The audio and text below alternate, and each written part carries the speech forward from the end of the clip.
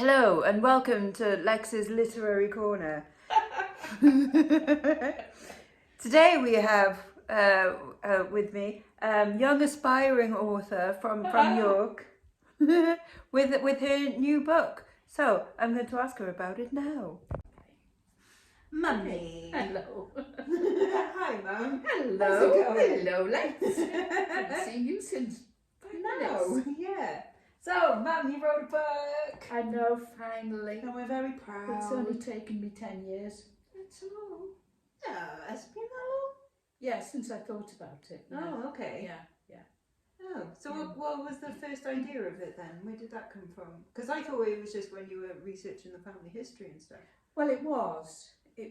And then you think, well, if that hadn't have happened, where would we be, or would we be? Yeah. Yeah. So it sort of triggered me into thinking, well, there's so many stories that we don't know about. Well, there's always a dark history in every Yes. every family has dark. something. Oh, very dark. Yeah. So this is a maybe something that could have happened, which in another dimension might have happened, but it probably didn't. Well, you never know. So when's it set then? 1820, and it's York in 1820. Which Changed slightly, probably.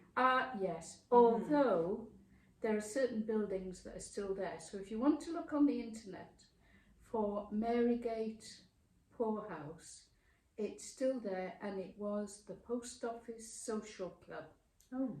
Ironically. So is that building still there then? The building is still there in Marygate. So we're in relation to, say, like the Shambles, because that's the only thing. Okay, Shambles, go to King's Square, then straight up High Petergate, go under Bootham Bar, cross the road into Exhibition Square, then go around the corner into Bootham, and then off Bootham it's in Marygate. So what's that, like 5 minutes, 5-10 minutes? Oh, it's a good 10-minute walk, right, okay. because you've got to gauge the traffic. Yeah. And the tourists. It's cool that it's still there. The tourists. Well, yeah. Well, all the Harry Potter fans down the Shambles, yeah, isn't it? What's all that about? I don't know. Yeah. I mean, the thing is, at some point they're going to have to take all the Harry Potter stuff out and put all of your things. Sure. And then the Jorvik Viking Centre will obviously have to be changed into the Jorvik. Of course. Claxton Centre. Anyway, the other house that's featured is a house called Mill House, and it's actually based. It's actually based on my old school, which was built in the age of Queen Anne. So it's a lovely old building which has been added to, obviously, to make it into a school. But the building, the core of it is still there, which is how I knew the layout of it. Oh, that's cool. So it's good that you can like picture the places, because then I think when you can obviously remember the places, that makes like when you're writing about it a lot more vivid as well. That's right. And if you want to have a look at it, if you go Google the Mount, and then I think it's Millmount Lane, and it's the house on Millmount Lane, and I think it's an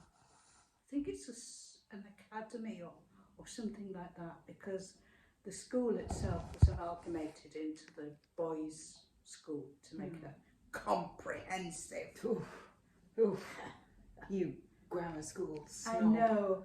The thing is, the other girls' grammar school is still a girls'. Well, I don't know if it's still a girls' grammar school, but it's called Queen Anne. And where did you go? Millmount. Queen Anne Millmount. Millmount definitely sounds a bit rougher.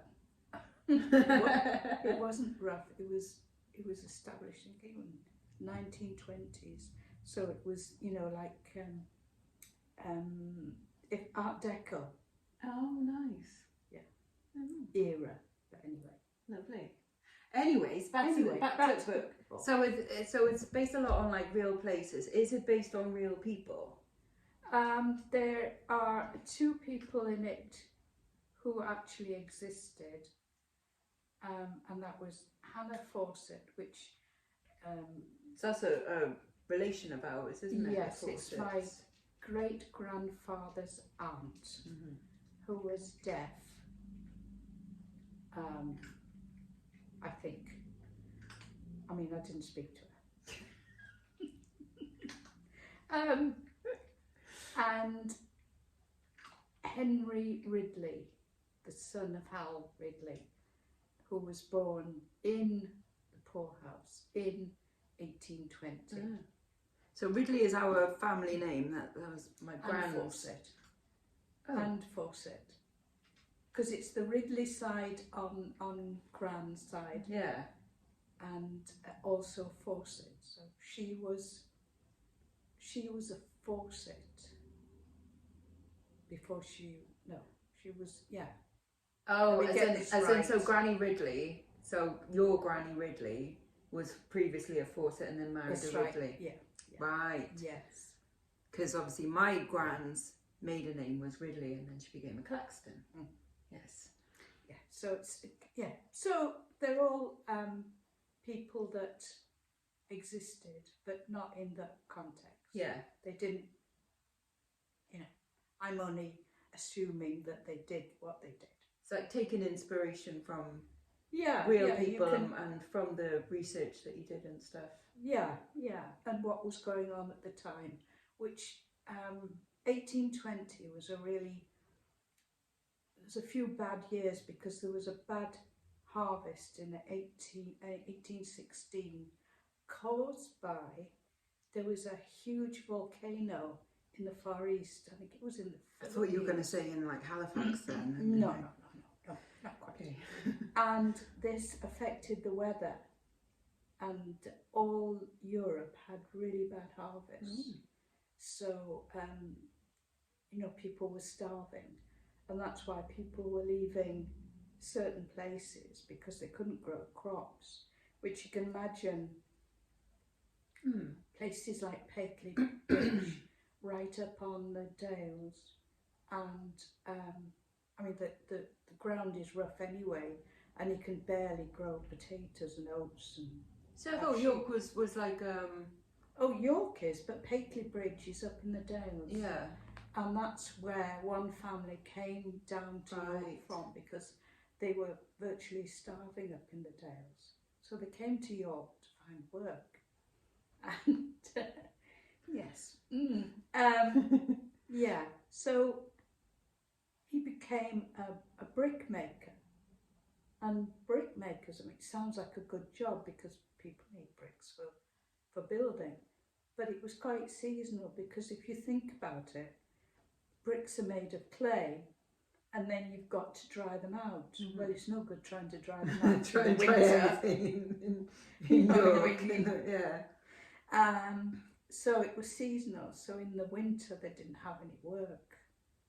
So what happened often was that the men would go off trying to find work, wherever they could, and the women had to go to the poorhouse, because it's the only place where, they couldn't pay the rent, so they got chucked out. What would they do in the poorhouse? Is that like like cotton mills or something? Were they workhouses? I know workhouses came in later. The poorhouse, was the precursor to the workhouse, and sometimes they would get what's called outside relief, where they were given money, and it was just about enough to rent maybe a room or something like that.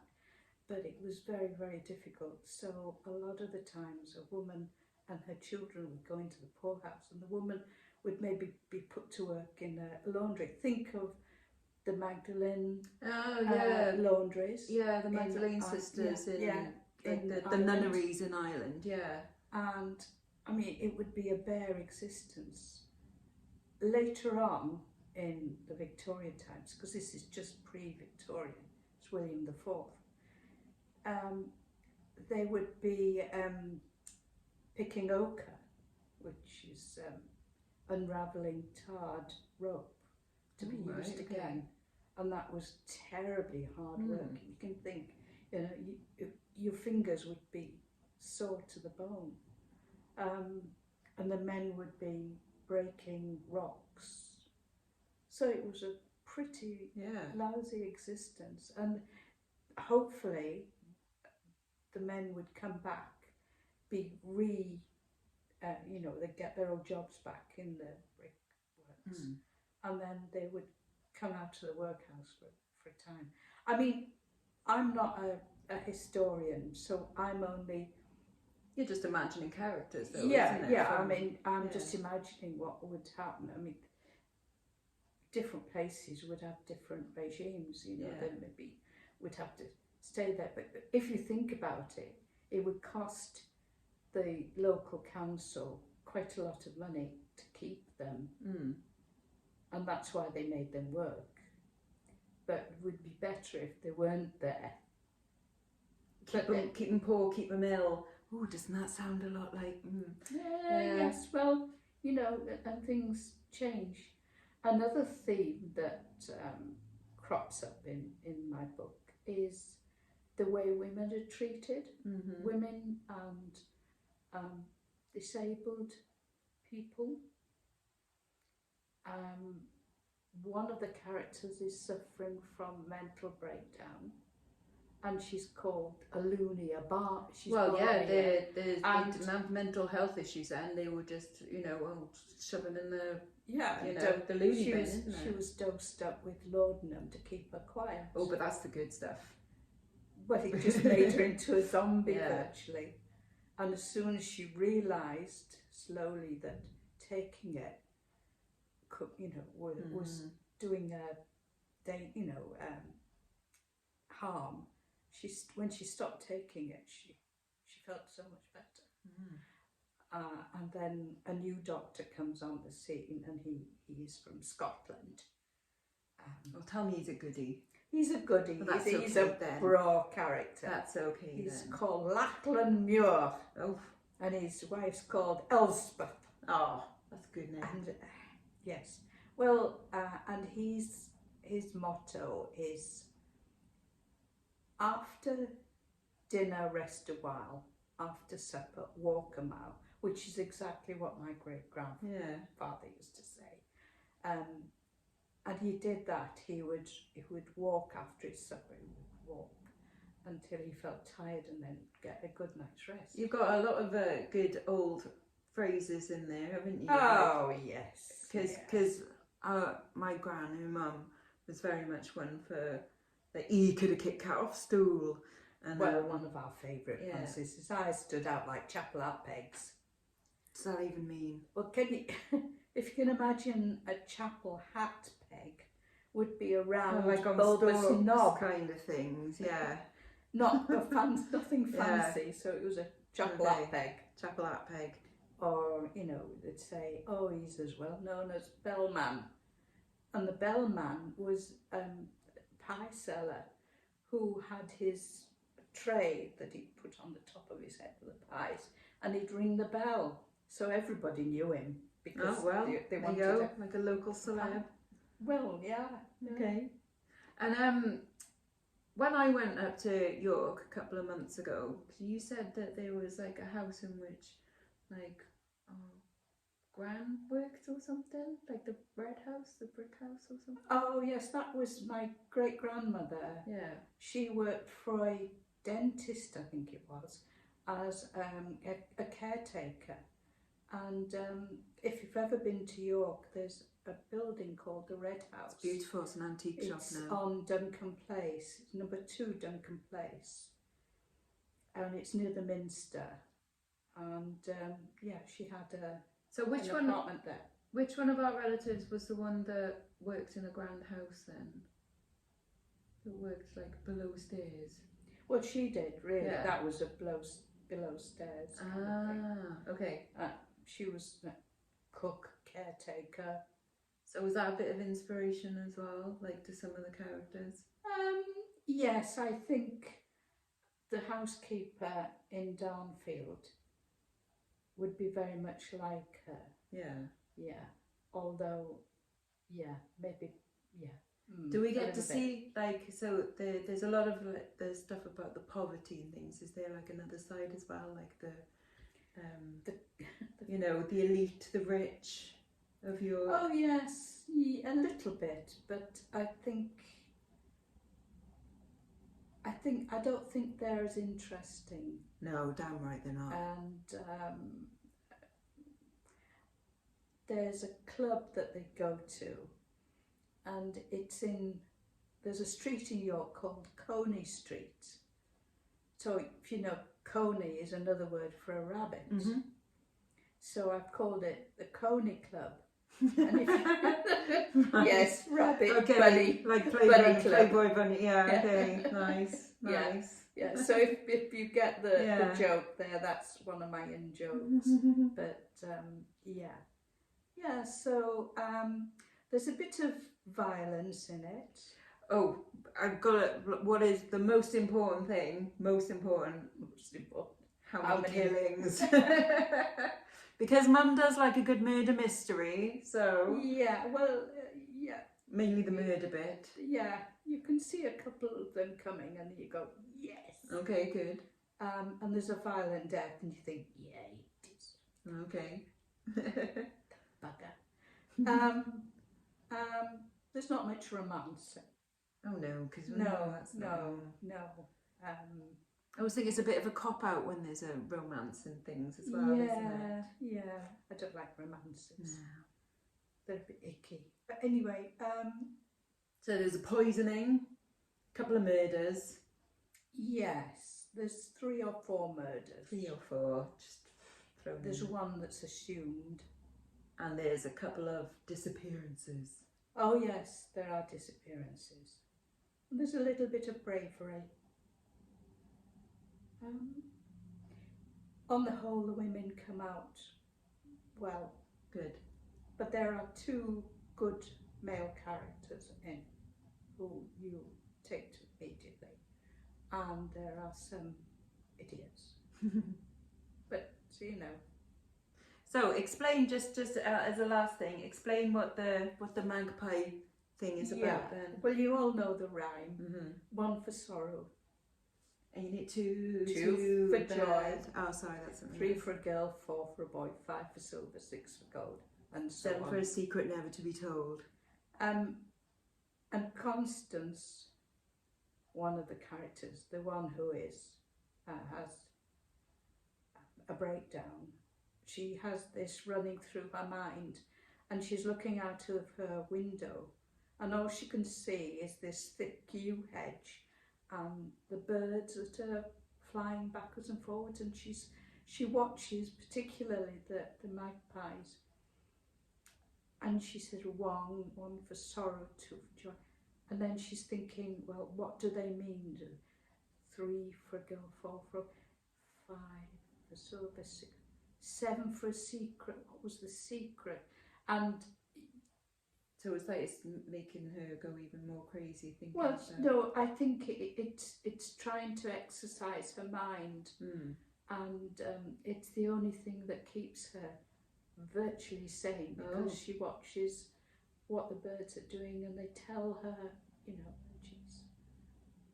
she realises certain things. Oh, so they're like an aid for her. Yeah, to but work things out. mostly it's her not taking the laudanum, and the new doctor with his new regime of, you know. Don't give too much away, because the book is for sale. The book is for sale. It is a self-published book, isn't it? Yes. Bad Biscuit Books. So it's cost me an arm and a leg. It's cost an arm and a leg to. But that isn't the point. Worth it, that isn't the point, because it's something that I want to do, and I must just say that the company that helped me was York Publishing Services, and they were very, very helpful and very thoughtful, and they guided me through it, the whole thing. So they were very what could have good. been a very difficult and frustrating process. Yeah, I contacted a few of the cheaper publishing companies, and I wasn't impressed. No, they were just pushing for the sales, and they just wanted. They wouldn't have done half of what the York Publishing Services did, and they designed the cover for me. So they guided me through every step. Yeah. So it was worth it to me to go. So thank you all at your publishing services. And yeah. Yay. So there is a link underneath this for you to go and buy the book. So it's $7.99 for the book, plus postage for wherever it is in the world that you live. Sorry, it is. Mum, she's written this book and it's 496 grams. Sorry, I'll make it shorter next time. Which means that with the book wrap, it's over 500 grams, which is very annoying postage-wise. So we're just going to rip a few pages out. Kidding. Well, cut it in half and send it. Yeah, and then it'll go large letter and it's fine. Yeah. Anyways. Won't be the same though. Won't look the same on the No, bookcase. exactly. No. But yeah, so the link is underneath if you do want to purchase it. Thank you very much if you do. That would be absolutely wonderful. And Mum would be super, super, super, super chuffed. And then super chuffed. And then obviously at some point it's going to be a New York Times bestseller. Going to sell the film rights. There might be. There is a sequel and a prequel, isn't there? Not really a prequel. Okay. No, a sequel. Yeah, set a few years after. She's written 3. No, I'm still wrestling with the story because I want it to be a little. Well, there's bit definitely different. at least one more then. Yeah. At least one more that's in ready. 1832, there was a cholera epidemic. Oh my God. So that's the basis of the next one. So it's all jolly stuff. Yeah, light reading, really. Lovely. Isn't Lovely. it? And Light. some more deaths and some more murders. Oh, probably. yes, a few. Oh, that's okay then. Yes. Right. Thank you very much, Mummy. Say bye-bye to the nice folk. Bye. Bye. Look at this cat. While we were talking, she sat herself up nicely, didn't you? I don't know. She's so photogenic. She's so cute.